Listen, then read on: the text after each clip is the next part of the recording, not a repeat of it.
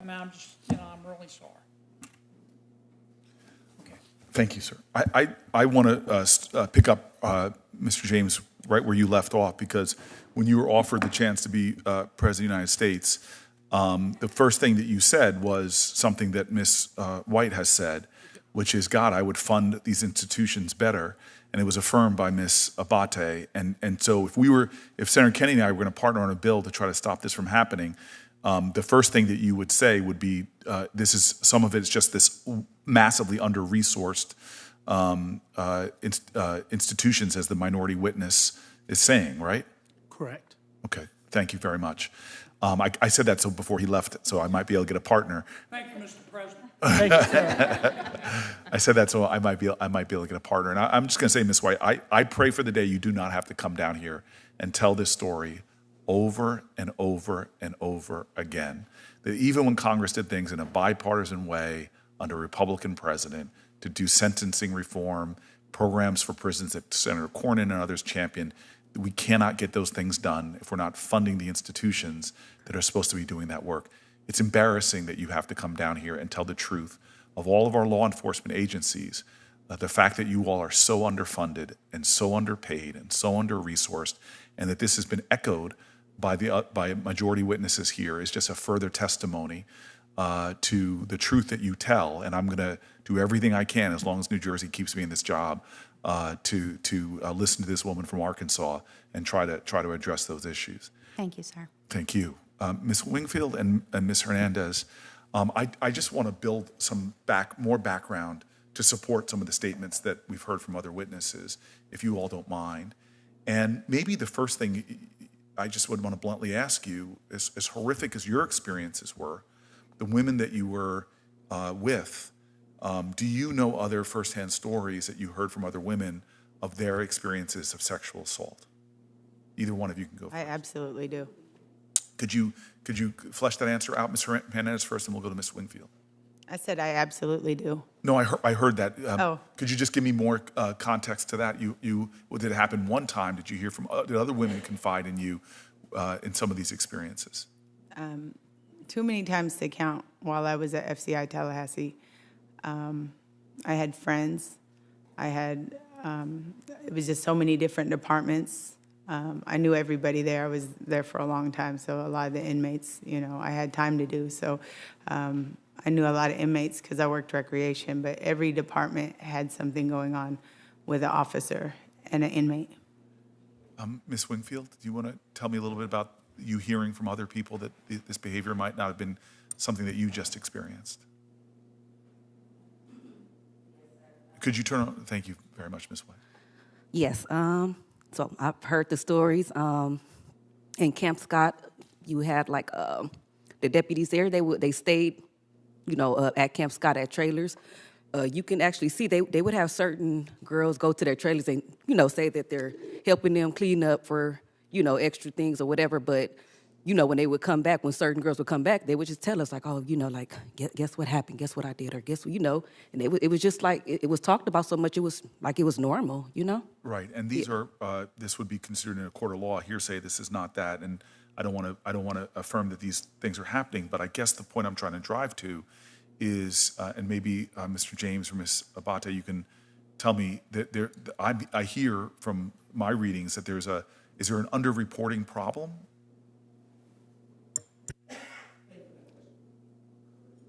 Thank you for that question, Senator Booker.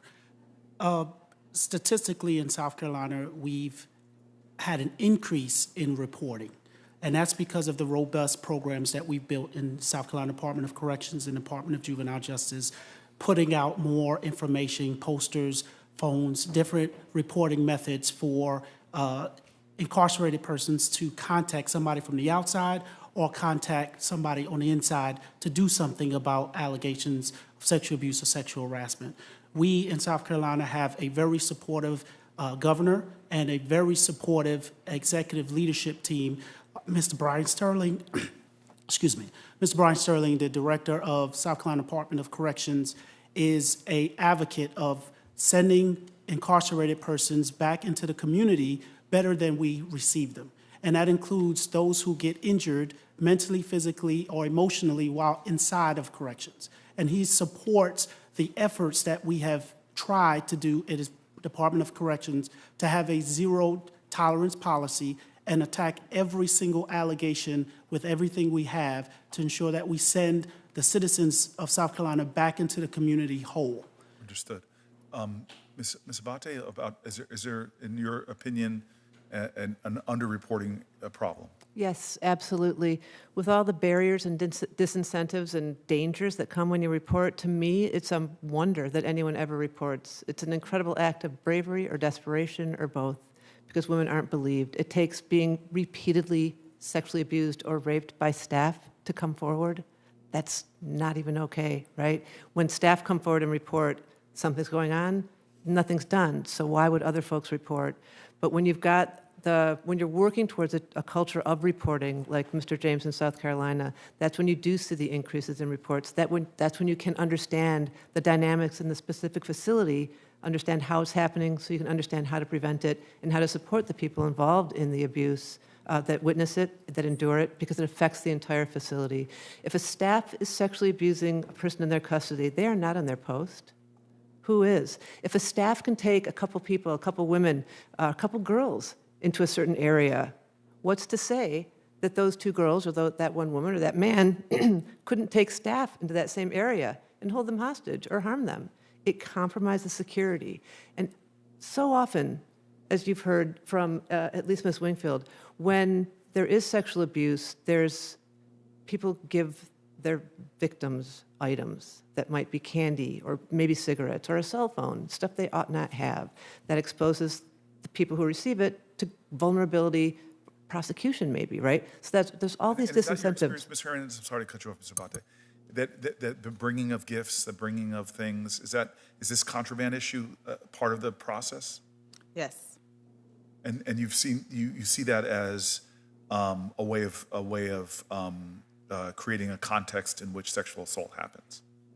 That is very true. And then I think that some of the other witnesses said either in their written testimony or what they're saying now, but I think it's really important to note this ability to contact people on the outside, because reporting, I imagine, is intimidating if you're reporting it to people inside. But when you had that change and you had less ability to contact people on the outside, did that make it more difficult for you to talk about your experiences or maybe seek help? Yes, made it very difficult. And that would be the time when I need the most support. And you're we seeing didn't that. have that. And Ms. Abate, you're seeing that as well. Isolation breeds vulnerability, and it enhances the trauma that people have suffered. It's a way to control people and keep them quiet. It's a way to make people submit to advances, and it's never providing sexual favors. Favors are something you give to someone at a party because you like them, and that is not what's happening in these facilities. It's submitting to sexual coercion from staff. And the mere threat of being placed in segregation, which would mean that Ms. Hernandez wouldn't be able to call her daughters or what have you, she's going to put up less of a resistance. Anybody in that situation. I don't mean to personalize it. No, and so when you cut people off from support from the outside, from their family, it's devastating. When you cut people off from support from the outside, from trained counselors who can help you decide whether and how to report abuse, that can be devastating too. Even when you move someone from different housing units, especially in women's prisons, women form families, if you will, little groups, and draw support from one another, and you take them away from their support systems. That enhances their vulnerability. Everybody who reports sexual abuse who's placed in segregation, there goes their vulnerability. It completely enhances their vulnerability. So yes, it's a huge problem. And Ms. Hernandez and Ms. Wingfield, you both sort of made allusions like that the PREA videos and information you were given when you first came in felt inadequate to you. I mean, that's my word, not yours. But was in other words, there's certain information that should be given to you, but that did not prove resourceful at all? When I first had seen that video, that was the only video I saw during orientation when I first got to prison. First of all, it's not enforced. They stick you in a psychology conference room, and it's everybody that's going to orientation in that moment. And then they don't stick around. They don't, like I said, it's not enforced. The facilitator leaves the room, and then you're left with a bunch of inmates who are just taking whatever we want out the video because it's like a joking matter. I can personally tell you that the video I watched the joke was like outstanding forever. It was, don't take that Snicker bar, don't eat that honey bun that you're offered from another inmate. And again, it doesn't really, I don't remember not one time thinking about somebody who was supposed to protect me and knowing what my rights were. And Ms. Abate, you would agree that the orientation and information given is important, something we should be looking at? It's super important, and I think on the outside, we too make jokes about that particular video about the candy bar left on the bed, and be careful because other inmates are going to get you. Maybe that's true, maybe it's not, but it's not where the most of the problem's coming from. But there needs to be robust prisoner education, and more so, you need to like talk the talk, walk the walk when folks are in staff come around, and create that culture of safety, the culture of reporting, and just increases safety for the people who are incarcerated, the people who work there, the facility overall, and ultimately the community. And It begins with education and training. Mr. James, I'm going to direct the question to you, then I'm going to yield to my colleagues who've arrived and as they've settled in. The biggest remaining gaps in PREA or prison conditions in general that you would say that allow for sexual violence in prisons to continue? Thank you for that question. I think it's a shortage of staff. You're returning to the same point before. Same point, sir. I love that you've just reinforced that for the record. I'm going to cut you off there, and I'm going to ask Mr. Senator up. I was just told, Senator Welsh, if you're prepared. Chairman, thank you very much. Truly one of the best experiences of my life was working on this legislation, rolling up sleeves, sitting at tables without cameras around, and working with good faith people on both sides of the aisle to do something that was very remarkable. And the accomplishments you laid plain here, and I think it should be celebrated, the success we've made. Democrats and Republicans coming together, a Republican administration who I got to know very well during the process. I think we have this falsehood that often rhetorically is heard here in Washington that somehow Americans are not equally concerned, whether you're a Republican or a Democrat or an independent, about the safety of their communities. I come from being a mayor of a city which has Republicans, Democrats, independents, where the number one issue was public safety. I'm not sure if anybody here in the Senate, more so than me, perhaps equally, was on the ground in communities fighting for safer neighborhoods. I found out very quickly that the police leadership, from the FBI director to my local beat cops, knew that the solutions to security were not solely law enforcement, that in fact, they felt like they were treating symptoms of a larger problem. And it was a wave of using tools to create safety that clearly were not achieving it, because in the years before I was mayor of my city, we were the greatest incarceration capital, not only of the world, but in all of humanity. The United States of America locked up more people than any other nation or past empire when it comes to just the total gross amount of humanity that was being put into jails and prisons. The United States of America had 1 out of every 4 incarcerated people on the planet Earth. It had 1 out of every 3 incarcerated women on the planet Earth. And yet during that same time, we saw the drug problem in America getting worse. And as a result of over-incarceration, hyper-incarceration, and doing things to people in prison, we saw remarkably high recidivism rates.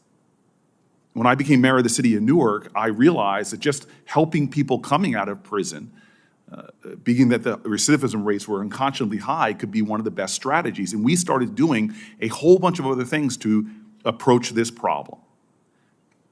Now, it was particularly acute to me that this was driving racial disparities in our country, because incarceration rates amongst low-income communities and black and brown communities were incredibly higher than in other communities, even though rates of drug use or drug selling were no different between blacks and whites. It led to the unconscionable reality to me that not only were we the incarceration nation, but we incarcerated African Americans at such a high rate that there were more blacks under criminal supervision than all the slaves in 1865. And to look around, when I became mayor in 2006, you started seeing examples coming from red states of people taking a different approach. Texas became a model for prison reform in 2007 when the state allocated funds for drug treatment, mental health, and rehabilitation for incarcerated individuals. The Texas recidivism rate fell, as did violent crime, dramatically. By 2018, Texas had closed 4 prisons, saving Texans $3 billion, and showed that you can lower your prison population and lower crime by focusing on empowering people, creating more beloved communities, and dealing with the healthcare issues and mental health care issues and addiction issues. Red state after red state were showing this.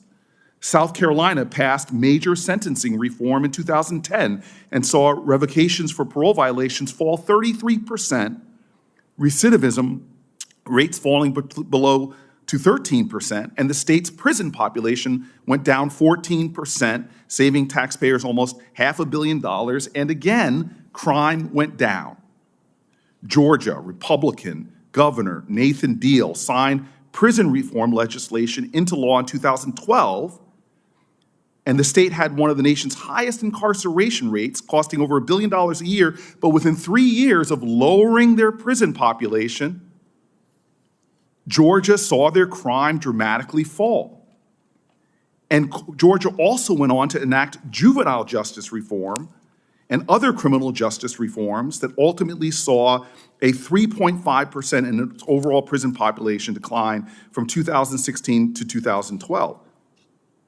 And so it frustrates me when opportunistically we use issues of fear and understandable concerns about crime to drive wedges between our society, as opposed to looking at the practitioners out there in states and local levels who are actually showing a lot of success. As much as we'd like to think that ideas that were passed in the first step are somehow original, they're not. They came from Republicans and Democrats who just wanted to solve problems. And we didn't do everything that Georgia, South Carolina, and Texas did. We did not do all the innovations coming out of red states. We did some of them, and that's why we called it the First Step Act. And so today we herald a celebration. You and I, Mr. Chairman, have met with a lot of the families that had their liberated people from prison, reclaiming the ideals of our democracy, because the most sacrosanct aspect of our democracy, if you read our founding documents, we were formed for our own safety and security, for the common defense, and we were formed around the ideals of liberty. And so we could continue in this institution pointing fingers, damning and condemning, and adding to a culture of contempt, or we could get back to what ideas are working in states and cities, and how can we at the federal government do practical, common sense things to give strength and support to that. I sat last night with Denver's mayor, who's set remarkable records for eradicating homeless populations in his community. And he openly talked about the Republican business leaders he worked with, finding practical solutions that, hey, had the secondary effect of limiting crime that's caused often in these homelessness encampments. And so I just want to encourage us. One of the best experiences I've had in my decade in the Senate was around this bill, working with people that our side vilifies, from Jared Kushner to Lindsey Graham.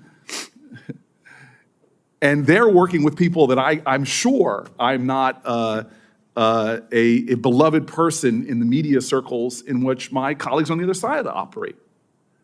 But we just said, let's come together and do what is already working, what evidence-based shows it works, and have the byproduct of lowering crime, lowering recidivism, and doing what this country was called to do, to create more beloved communities. I've gone to the homes of people who were released by this bill.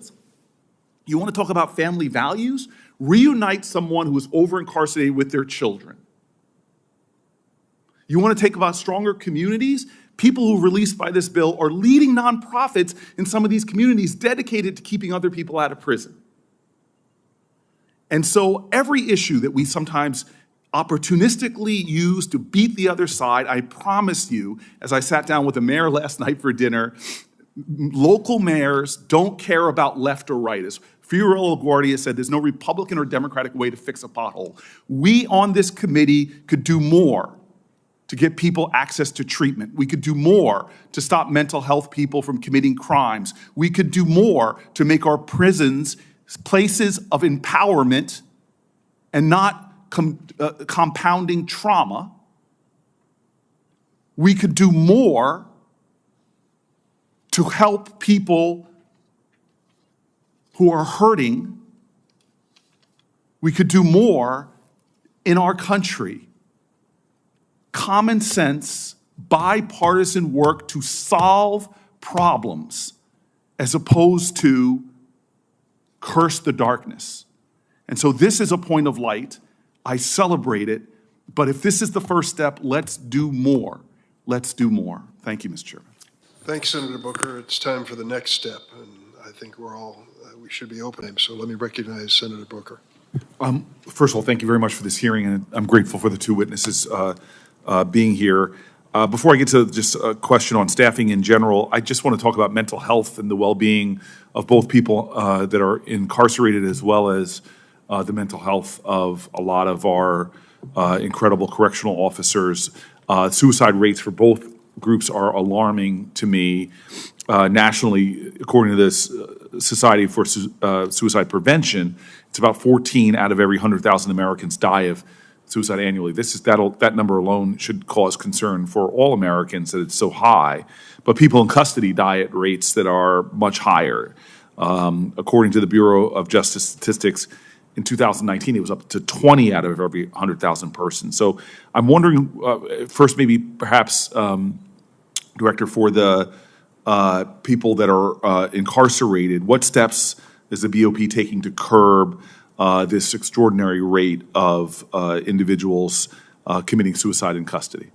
Thank you, Senator. So we've done a variety of things, and while one suicide on our watch is one suicide too many, I think the things that we have implemented at the Bureau are represented in the data, in that our suicide rate is less than the general population and less than state corrections. And I think it has to do a lot with the psychology resources that we do have. While I am going to argue for more and better pay for those doctoral level psychologists, they do incredible work in terms of finding those individuals that need resources, and then we wrap those resources around them, and we have more work to do. We have are looking at our after action reports, looking to see if those need to be more substantive. Are we sharing the data across the country when we find issues that need to be resolved? I personally, Senator, read every reconstruction report and then meet with a multidisciplinary team to talk about what we've learned and how we're going to implement changes going forward. And then just sticking with inmates, in an OIG report, there was a discussion of the inmate companion program in which institutions may utilize individuals who are in BOP custody in lieu of BOP staff. And it seemed to have some really promising success. The report indicates that both detained individuals and staff found several benefits from the program. Staff explained that program participants were more effective than BOP staff at suicide watches because they took better notes and interacted more frequently than staff. And so I'm just wondering, can you provide the committee with additional information on this program, and is it promising and something that you may want to expand? Yes, thank you, Senator. So as I've traveled to more than 40 of our institutions in the last year, I've had the privilege of meeting some of these companions. And not only does the data bear that it is a productive program, but just hearing the anecdotal stories about their ability to connect better with a peer, if you will, than maybe a corrections professional would be able to do, has been quite profound. And they take their job so seriously. So we train them. We just don't select random adults in custody. We have a really clear selection process, and then we train them like we train our staff on looking for those predictive characteristics that we're looking for. And just to jump in, and I apologize interrupting because I want to try to get two more questions in and respect Senator Ossoff's time. Just law enforcement in general has a real challenges with mental health, and the suicide rates of law enforcement in general are difficult. Can you just talk about the BOP personnel really quick, and then I'll get my other question out on the staffing issues for correctional officers.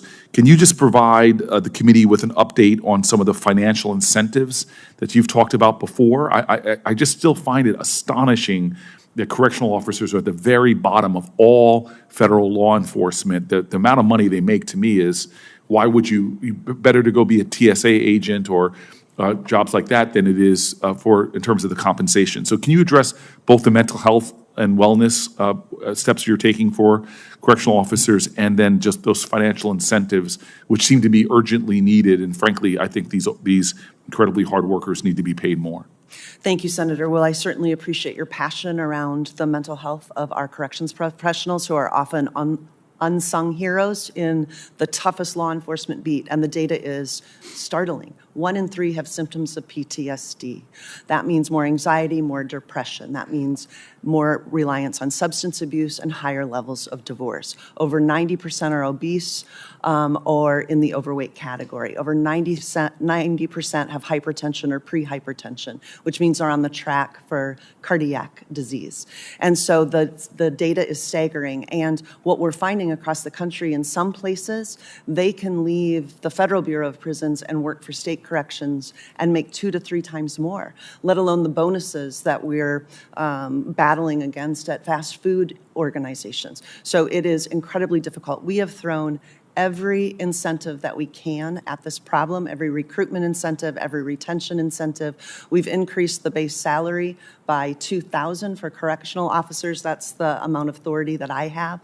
But the bottom line, as I said in my opening comments, is like you are referring, we need to increase that base salary. We need to pay more. And when we compare to other law enforcement, I also want to remind the committee that the average onboarding for law enforcement in this country is 21 weeks, and our officers receive about 6.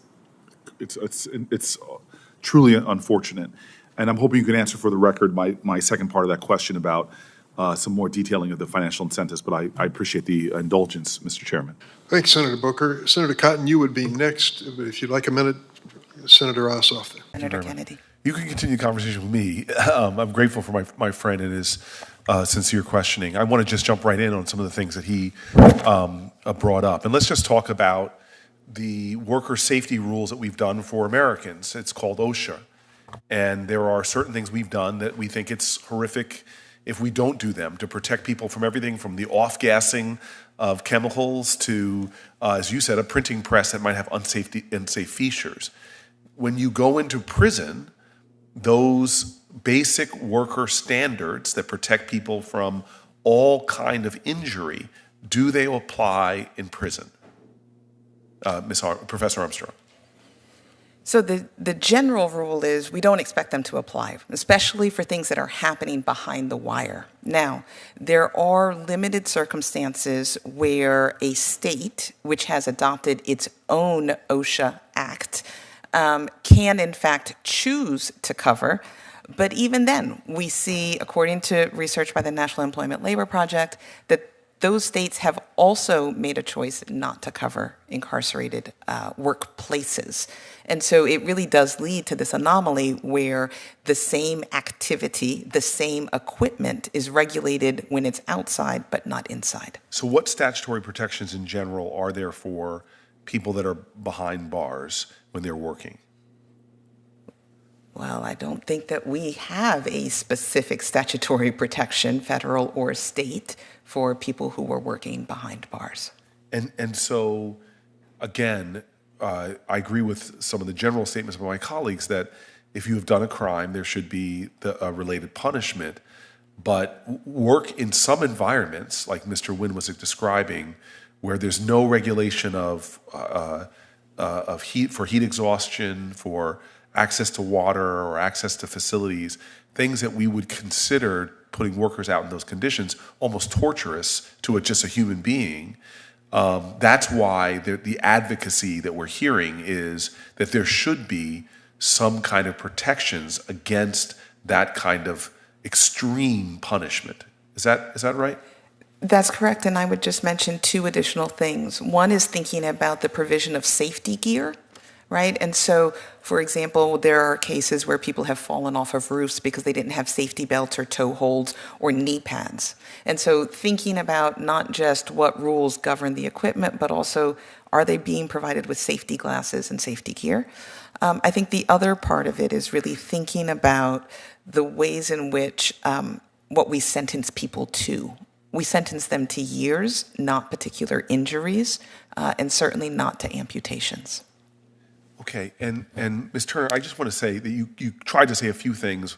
I just want to give you an opportunity to more fully respond, just for the record. Oh, thank you. To some of those issues. Yeah. Thank you. Well, Senator Kennedy raised the issue of wages. He also raised the issue of victims of crime. And their economic analysis by Edgeworth Economics and Worth Rises shows there's a true fiscal argument for paying incarcerated workers minimum wage. To pay them a fair wage would actually generate revenue over the long term, and it would benefit victims of crime who would be paid victim restitution. Currently, incarcerated people are saddled with debts for victim restitution they're unable to pay back. When they're released from prison, maintain those debts and struggle to pay them back. If incarcerated workers are paid a minimum wage, they'll be able to pay restitution that will put money in the hands of victims of crime. It will also allow them to pay child support and support their families who are currently going into debt to support their loved one while they're incarcerated. It will allow incarcerated people to become self-sufficient and to have some savings to set them up for success upon release. Studies do show that some savings upon release sets people up for reduced success and reduces recidivism, allows them to gain stable housing, stable employment. That there, in addition, generates tax revenue when this income is taxed. And Senator Cotton came off very common sense. Well, we make a minimum wage for law-abiding citizens, and they have to pay rent, they have to pay this. How do you respond to that, really what sounded very logical? The reality is incarcerated workers are currently paid pennies per hour, and they don't even see that much. As much as 80% are deducted. And in the majority of states, room and board as one of those deductions. In the federal PICP program, in which incarcerated workers are employed directly by private corporations are paid a prevailing wage by law, it's a very small number of workers, but over 2/3 of their wages are deducted for room and board. The reality, too, is that incarcerated people are forced to pay incredibly extortionate sums to stay in contact with loved ones, to buy warm clothing, medication, medical co-pays, and these fees build up, and their family members who are already impoverished, who are struggling from the loss of the income from their loved one who's incarcerated, have to step into the breach, and more than half of them go into debt to support their loved ones. Right, and that's what I wanted to clarify. I want to shift to Senator Durbin in a second, but that incarcerated people actually are charged for rent. Absolutely. They actually are charged for numerous things on top of that, and should they be making a minimum wage, those charges now seem much more rational, yet at the same time, from sanitary napkins to telephone calls, I've been stunned on my visits to prisons how much it costs to buy a tampon in prison, a bar of soap, or to call a child. It's as you said, usury rates.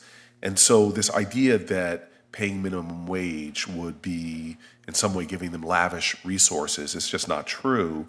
In addition to the fact that you are citing the evidence that from victim restitution, child support payments, and more, how many times, and I know this, where a man goes to prison and has children from a divorced or separated mother who has no help whatsoever and raises that child in poverty.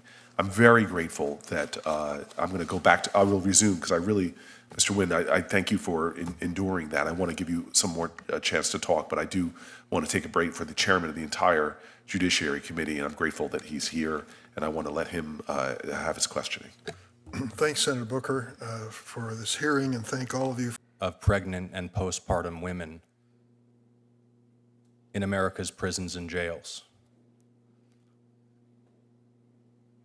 And I'll yield to Senator Booker. Thank you, Mr. Chairman.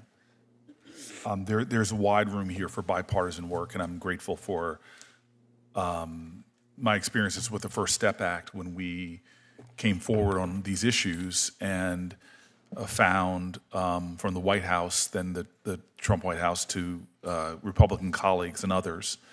I want to particularly thank Senator Durbin, who really has been the champion of so many of these issues.